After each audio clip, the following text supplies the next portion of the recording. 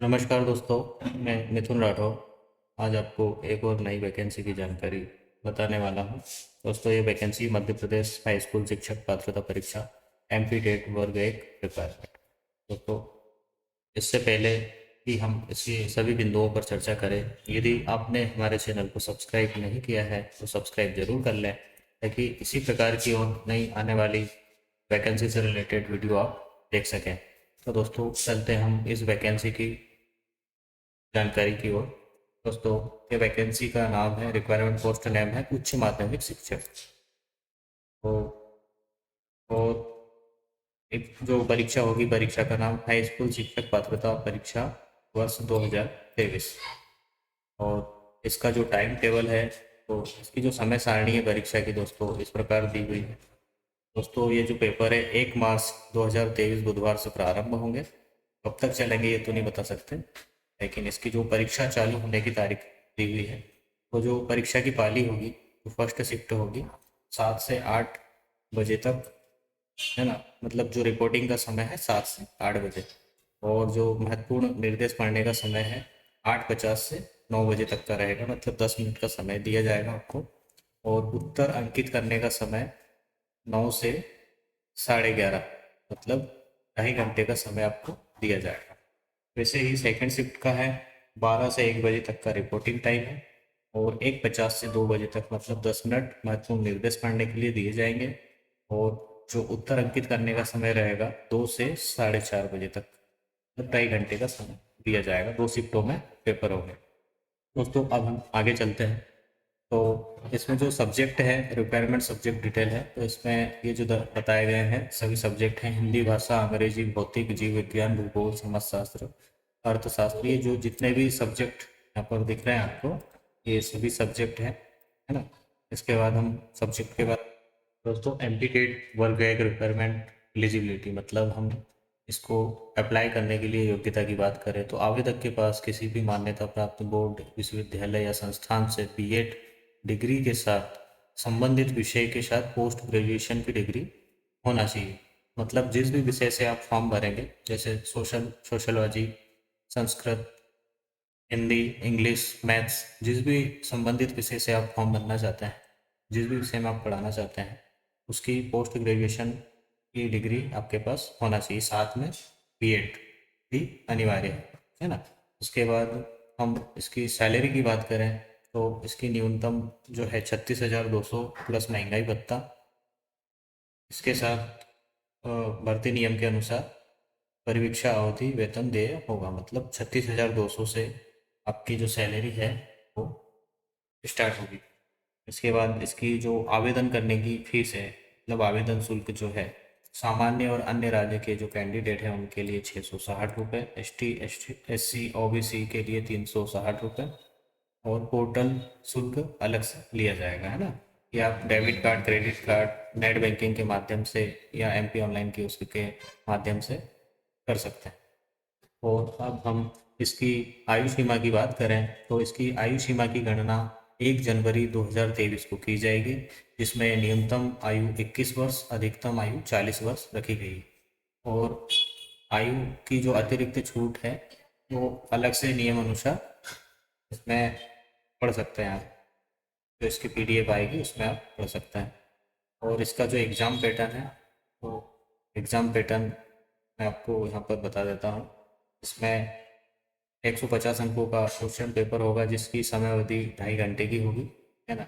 इसमें objective type के question होंगे, है ना, जिनमें से आपको एक पर टिक करना होगा जो कि आपको सही लगता है। और इसमें प्रत्येक प्रश्न पर 1 अंक दिया जाएगा, जिसमें माइनस मार्किंग भी है। जिसमें 4 प्रश्नों के उत्तर यदि आप गलत देते हैं तो उसमें 1 अंक आपका काटा जाएगा। और जिसमें क्वेश्चन सामान्य हिंदी के 8 प्रश्न आएंगे, जिसमें 8 अंक मिलेंगे आपको। सामान्य अंग्रेजी के 5 प्रश्न के 5 अंक। सामान्य ज्ञान व समसामयिक घटनाक्रम, तार्किक एवं आंकिक योग्यता के 7 प्रश्न आएंगे, जिसके 7 अंक मिलेंगे। शिक्षा शास्त्र के 10 अंक मिलेंगे 10 प्रश्नों के। ऐसे कुल मिलाकर 30 प्रश्नों के 30 अंक दिए जाएंगे। और जो बाकी बचते हैं 120 अंक, वो आपके संबंधित विषय से पूछे जाएंगे। ये जितने भी विषय यहाँ पर बता रहे हैं, है ना।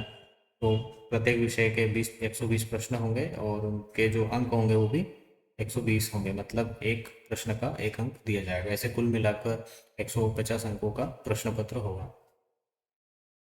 उसके बाद हम रिक्वायरमेंट, जो सिलेबस है, सिलेबस कैसा होगा, तो सिलेबस हम देखते हैं दोस्तों। ये सिलेबस यहाँ पर दिया हुआ है ना, अभी जो मैंने आपको बताया था। इसमें सामान्य हिंदी में विलोम शब्द, शब्दावली, व्याकरण, समानार्थी शब्द, वाक्यों का अनुवाद, इस प्रकार से जो यहाँ पर विषयवार दिया हुआ है। तो इसमें विस्तृत पाठ्यक्रम में आप पीडीएफ में देखकर इसका अध्ययन कर सकते हैं। और इसकी जो पीडीएफ लिंक है मैं आपको डिस्क्रिप्शन में अवेलेबल करा दूंगा, जिसको कि आप अपने विषय के अनुसार पढ़कर अपनी परीक्षा की तैयारी कर सकते हैं। तो आपको मैं डिस्क्रिप्शन में अवेलेबल करा दूंगा इसका पूरा पीडीएफ। इसके बाद हम अगले पॉइंट पर चलते हैं।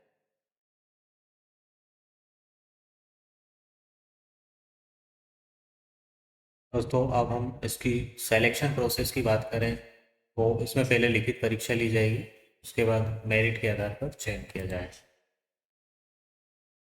अब हम इसमें लगने वाले डॉक्यूमेंट के बारे में बात करें तो दोस्तों सबसे पहले आपका आधार कार्ड होना अनिवार्य है, जिससे कि आपका बायोमेट्रिक सत्यापन किया जा सकेगा। और साथ ही रोजगार कार्यालय में आपका पंजीयन होना चाहिए, यदि नहीं है तो आप करा सकते हैं। और जो भी आप डॉक्यूमेंट अपलोड करेंगे वो ओरिजिनल स्कैन करके अपलोड करना होगा। और फोटोग्राफ कलर होना चाहिए और उसका बैकग्राउंड वाइट होना चाहिए। और जो फ़ोटो है 3 महीने के अंदर का होना चाहिए, मतलब जो भी आप फ़ोटो खिंचवाएंगे उसमें डेट डली हुई होना चाहिए। अब इसको कैसे अप्लाई करना है तो के बारे में यहाँ जानकारी दी हुई है।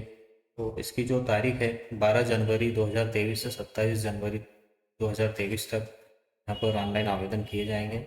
इसमें मध्य प्रदेश के साथ अन्य राज्यों के उम्मीदवार भी आवेदन कर सकते हैं। और दोस्तों आगे हम चलते हैं इसके महत्वपूर्ण बिंदु पर।